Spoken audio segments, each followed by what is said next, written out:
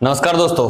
4 सितंबर 2020 को एक notice issue हुआ था जो बेसिकली गवर्नमेंट के जो एक्स्ट्रा एक्सपेंडिचर हैं उनको रिड्यूस करने के बारे में था। जैसा कि अभी इकोनॉमिक सिचुएशंस बहुत ही क्रिटिकल हैं, तो जो एक्सपेंडिचर्स हैं उनको रिड्यूस या उन पे कंट्रोल करने के लिए जो मैक्सिमम किया जा सकता है, ताकि जो इंपॉर्टेंट वर्क है, इंपॉर्टेंट टास्क है, उसके लिए फंड कम ना पड़े। तो उस नोटिस को लेकर बहुत ज्यादा पब्लिक में कंफ्यूजन हो रहा है और ये लेकर एक चर्चा बन गई है कि सारी जो वैकेंसीज हैं 1/7/2020 के बाद जो भी वैकेंसीज हैं वो सब बैन हो जाएंगी, आगे कोई भी न्यू पोस्ट क्रिएट नहीं होगी, इस तरीके से और अफवाह बहुत सारी चल गई है। तो उसको क्लेरिफाई करते हैं और जानते हैं कि ये नोटिस एक्चुअली है किस बारे में।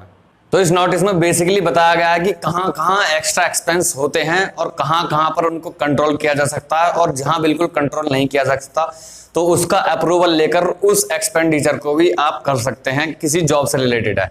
तो जानते हैं, सबसे पहला इसमें बताया एडमिनिस्ट्रेटिव एक्सपेंसेस। तो कोई भी ऐसा प्रिंटिंग, पब्लिशिंग या कोई भी ऐसी पेपर प्रिंटिंग अगर करनी है जो कि इंपोर्टेड पेपर पर होती थी, तो इंपोर्टेड पेपर पर नहीं होगी, वो लोकल पेपर होगी। इसमें एक्सेप्ट किया है उन्होंने, जो कि फॉरेन में अगर प्रिंटिंग होती है तो उसको छोड़ के जो भी इंडिया के अंदर प्रिंटिंग होगी उसके लिए जो प्रीमियम पेपर का यूज ना करें, एक खर्चा यहां से कम किया जा सकता है। दूसरा एडमिनिस्ट्रेटिव एक्सपेंसेस क्या है? Expenditure on functions such as celebrations of, ये जो डे होते हैं, जैसे हम अर्थ डे बनाते हैं या योगा डे सेलिब्रेशन बनाते हैं या कोई ऐसा मानवाधिकार दिवस या कोई भी ऐसा दिवस जो हम जिसको ना मनाने से कोई ऐसा इशू नहीं हो सकता या जिसको सेलिब्रेट ना करें तो उससे जो बेसिक फंक्शंस हैं उन पे दिक्कत नहीं आएगी। तो वो जो भी एक्सपेंसेस है, जो भी खर्चे हैं, उनको कर्टेल करने के लिए इसमें बताया गया। तीसरा इसमें है, ये पहले पॉइंट का ही सी है, कंसल्टेंसी असाइनमेंट। तो जो भी वर्क आउटसोर्स करते हैं गवर्नमेंट, कोई भी डिपार्टमेंट, कोई भी मिनिस्ट्री या उसके सब डिपार्टमेंट, सबके लिए सर्कुलर है। कोई भी ऐसा आउटसोर्सिंग वर्क जो कम से कम कंसल्टेंट या सिंगल कंसल्टेंट के थ्रू हो सकता है, और वो भी उस बेस पे कि जितना क्वालिटी एंड क्वांटिटी और वर्क है उससे ज्यादा उसके लिए बजट ना लिया जाए।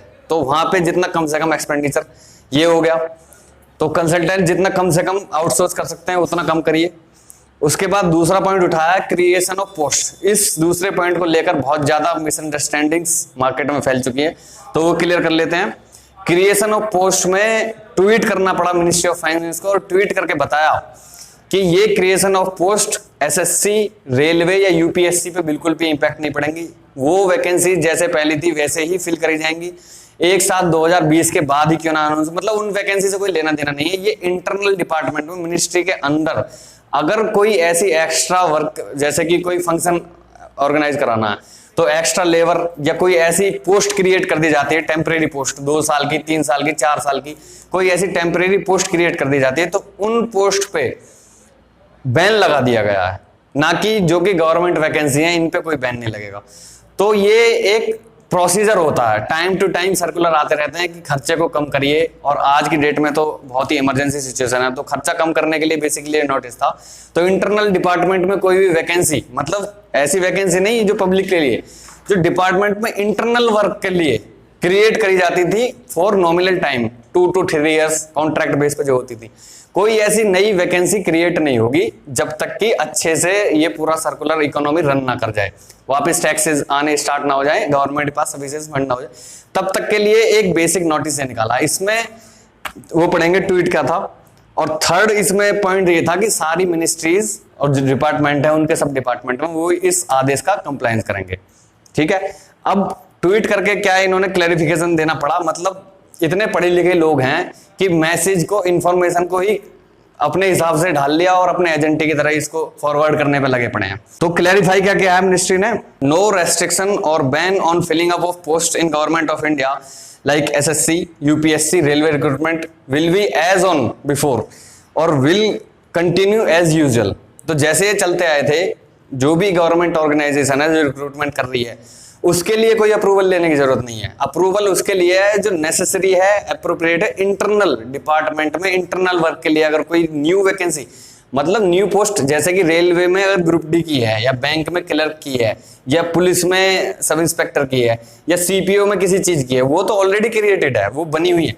कोई ऐसी पोस्ट जो नई क्रिएट करनी पड़े उस पर बैन लगा है, और 1/7 के बाद वो भरी नहीं गई हो उस पर बैन लगा है। नई पोस्ट मतलब कि कोई ऐसा नया पोस्ट जिसका नाम ही अलग हो, जैसे होता है ना मुख्यमंत्री, उप मुख्यमंत्री, तो उप मुख्यमंत्री एक नई पोस्ट हो गई। तो जो नई पोस्ट क्रिएट होने पे बैन लगा हुआ है। फिर दूसरा क्लेरिफिकेशन दिया है, the department of expenditure circular dated of 4 September 2020।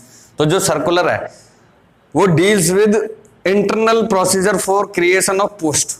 Ministry के अंदर का जो प्रोसीजर है नई पोस्ट क्रिएट करने पे, ऐसा नहीं वैकेंसी, पोस्ट, एक नई पोस्ट ही बना दे। And does not any way और कर्टेल रिक्रूटमेंट, और किसी भी तरीके से जो भी सरकारी रिक्रूटमेंट है उसको किसी भी तरीके से ये इफेक्ट नहीं करता। ये नोटिस क्लेरिफाई किया, ट्वीट करके क्लेरिफाई करना पड़ा है पढ़ी लिखी जनता। तो थोड़ा दिमाग लगाइए, और ऐसे फॉरवर्ड करने से, ये व्हाट्सएप पे ऐसे पड़े बैठे चेयर पे और फॉरवर्ड करने से ऐसे देश नहीं चलता। इंफॉर्मेशन को सही तरीके से बैलेंस रखिए, उस तरीके से देश चलेगा। देश चले जैसे भी चले, बट इंफॉर्मेशन को मिसअंडरस्टैंडिंग में बदलने से तो दिक्कत ही रहती है। तो आई होप कुछ हेल्प मिली होगी। मिलते हैं फिर नेक्स्ट अपडेट के साथ, तब तक के लिए जय हिंद फ्रेंड्स।